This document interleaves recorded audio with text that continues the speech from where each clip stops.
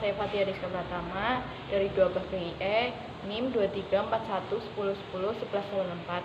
Di sini saya akan melakukan teknik konseling dengan pendekatan RET. Di sini ada Mbak Ige sebagai konseli dan saya sendiri sebagai konselor. Pendekatan rasional emotif terapi adalah pendekatan psikoterapi yang mengidentifikasi dan mengubah pikiran dan keyakinan irasional yang menyebabkan emosi dan perilaku negatif. Pendekatan ini berfokus pada transformasi pemikiran irasional menjadi rasional, memberikan individu pilihan untuk mengatasi masalah dan mencapai keyakinan hidup yang lebih realistik. Tujuan pendekatan rasional emotif terapi adalah untuk membantu klien mengenali dan mengubah pola pikir irasional yang menyebabkan emosi dan perilaku yang tidak diinginkan, sehingga mereka dapat mengembangkan pola pikir yang lebih adaptif dan mengatasi masalah dengan cara yang lebih efektif, sehingga klien dapat mengembangkan diri dan mencapai hidup yang lebih optimal. Pendekatan rasional emotif terapi juga bertujuan untuk meningkatkan keterampilan penyesuaian diri klien dan membantu mereka mencapai kesejahteraan psikologis yang lebih baik.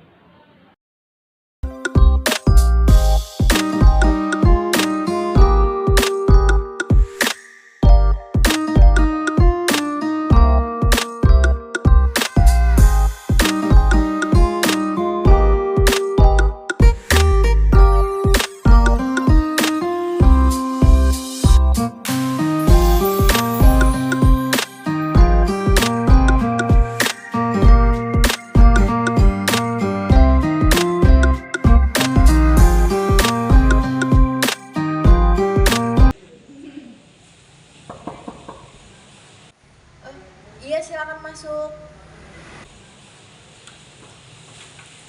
Assalamualaikum. Waalaikumsalam. Silakan duduk, Mbak. Perkenalkan Mbak, saya di sini Fatia Rizka Pratama. Saya akan menemani Mbak untuk beberapa menit ke depan. Mohon maaf, Mbak boleh memperkenalkan diri terlebih dahulu? Boleh, perkenalkan saya Ike, Mbak. Iya, Mbak Ike kesini sendirian aja, Mbak? Iya, Mbak, sendirian.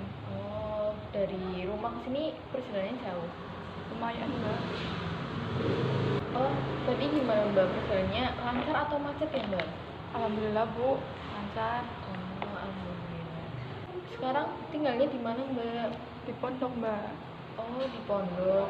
Di pondok itu sendirian atau sama temen ya, Mbak? Sama teman, Mbak. Alhamdulillah. Oh, alhamdulillah. Sama teman kampus? Benar. Oh, iya. Bagaimana kabarnya, Mbak? Sedikit nggak baik-baik saja, Mbak. Oh, Mbak Ike datang ke sini sudah tahu ya maksud tujuannya ke sini, Mbak? Sudah, Mbak. Saya di sini dapat rekomendasi dari teman saya. Katanya tuh suruh datang ke Mbak Diska. Tuh, minta bantuan ke Mbak Diska. Barangkali ada itu, Mbak. Barangkali bisa membantu permasalahan saya. Oh, jadi gini Mbak, saya di sini sebagai konselor akan membantu Mbak Ike untuk mencari solusi dari masalah Mbak Ike. Oke, Mbak. Jadi begini Mbak, sebelum proses konseling ini dimulai, saya jelaskan dulu ya proses konselingnya bagaimana. Jadi sebelumnya saya berterima kasih ya Mbak, karena Mbak Ike sudah mendatangi saya ke sini.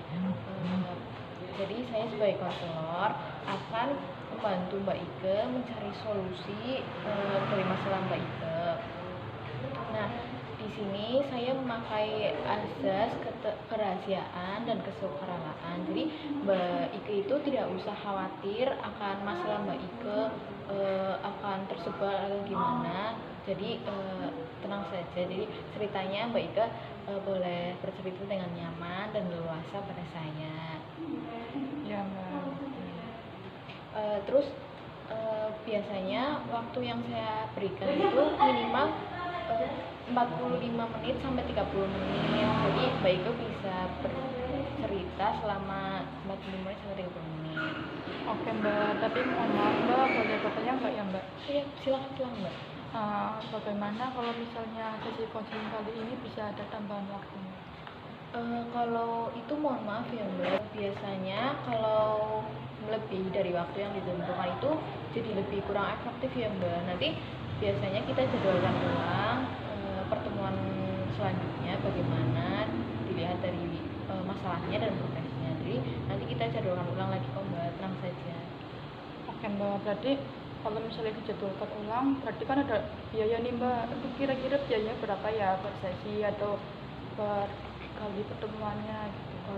Jadi gini Mbak, kebetulan di sini saya menyediakan paket konseling Mbak. Jadi setiap konselingnya itu ada berapa harganya gitu. Nah, yang pertama itu ada paket A. Untuk paket A sendiri itu 5 kali pertemuan harganya 1.500.000. Nah, untuk yang paket B itu 6 kali pertemuan harganya 1.800.000 dan yang paket C itu ada 7 kali pertemuan harganya 2 juta. Boleh saya lihat dulu Mbak harganya? Oh iya, silakan Mbak.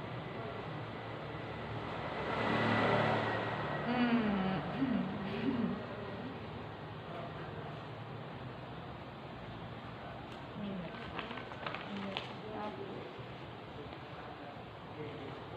Ya.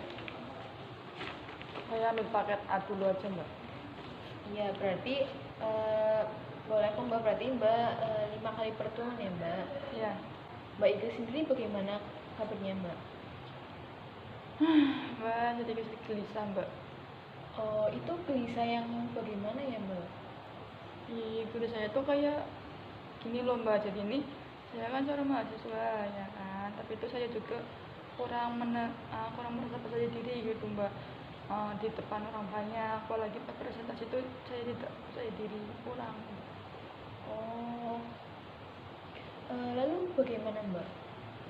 Itu Mbak, kalau misalnya saya setiap presentasi itu saya itu gugup loh Mbak, gugup, terus kayak gelisah, kayak enggak gitulah, nggak enak rasanya.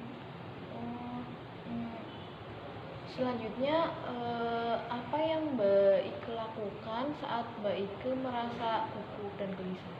Saya itu cuma bisa diam Mbak, soalnya tuh kalau misalnya saya ngomong itu ini loh kayak kayak pengen nangis gitu, ada rasa-rasa gemeternya gitu. Oh, apa dengan seperti itu Mbak Ike merasa nyaman di kelas? Tidak Mbak. Mungkin Mbak Ike berpikir ya kalau semua hal itu harus sempurna gitu ya Mbak? Iya mungkin, saya juga pikirnya itu tuh segala sesuatu yang saya kerjakan tuh harus benar-benar perfect gitu. Kalau begitu, apa masalah Mbak Ike ini tentang bagaimana bisa presentasi dan menjawab pertanyaan dosen, benar begitu Mbak? Ya betul Mbak, juga saya juga bingung Mbak, bingung harus bagaimana. Setiap hari itu saya berpikir dan berusaha bagaimana sih caranya agar bisa percaya diri di hadapan teman-teman saya, apalagi di kelas, di depan dosen saya, depan depan orang lain tuh public speaking saya itu kurang gitu Mbak.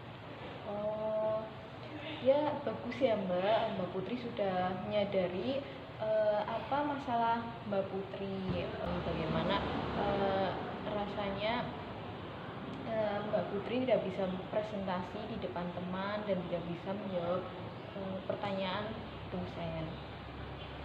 Ya Mbak, saya tuh sangat ingin sekali itu Mbak, kayak gimana sih bisa tampil percaya diri di hadapan teman-teman, di hadapan orang lain, apalagi di hadapan dosen yang kita presentasi, terus saya itu bisa menjawab dengan tidak gugup, dengan percaya diri gitu. Bagus sekali Mbak, keinginan Mbak Ika. Saya senang sekali mendengarnya. Terus apakah Mbak Putri sudah punya cara untuk mengatasi tidak percaya diri Mbak Ike untuk tampil di depan teman kelas, dan bagaimana ya cara Mbak Ike untuk Mbak Ike bisa menjawab pertanyaan dosen itu Mbak? Untuk kali ini sih belum ya Mbak, masih bingung gitu. Oh, kira-kira apa yang membuat Mbak Putri bingung? Itu Mbak, saya tuh takutnya nanti itu saya itu salah jawab atau gimana, terus ketika presentasi itu juga saya takut saya salah ngomong, apa belibet atau gimana gitu. Oh, selama ini Mbak Putri sudah melakukan yang terbaik, Mbak? Rasanya sih belum sih Mbak. Oh, jadi gini, Mbak Putri kan belum mencobanya ya, Mbak. Kok Mbak Putri bisa berpikiran negatif gitu loh, Mbak? Bisa nggak bisa itu kan kalau belum mencoba kan belum tentu hasilnya gimana kan? Nah itu Mbak, saya tuh bingung itu di situ. Baik itu saya akan berusaha melakukan yang terbaik. Wah, tapi agar bisa merasa percaya diri, presentasi dan menjawab persoalan dari dosen. Hmm. Kira-kira rencana Mbak Ike untuk selanjutnya agar kayak tampil di depan teman-teman dan bisa menjawab pertanyaan dosen itu rencananya gimana, Mbak? Saya sih ada beberapa rencana ya Mbak. Yang pertama itu kayak saya tuh harus latihan dulu sebelum tampil, terus kayak harus belajar dulu materi apa yang akan saya sampaikan ke teman-teman.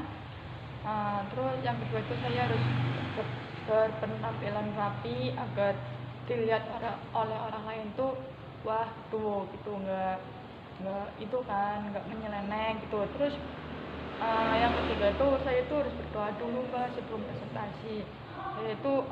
Itu yang saya itu sih Mbak yang ingin saya lakukan. Bagus ya Mbak Ike.